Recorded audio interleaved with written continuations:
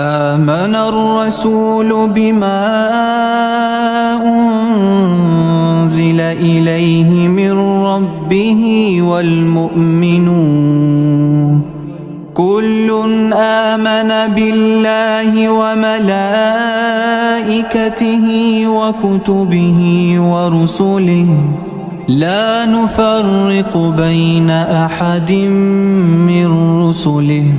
وقالوا سمعنا وأطعنا غفرانك ربنا وإليك المصير لا يكلف الله نفسا إلا وسعها لها ما كسبت وعليها ما اكتسبت ربنا لا تؤاخذنا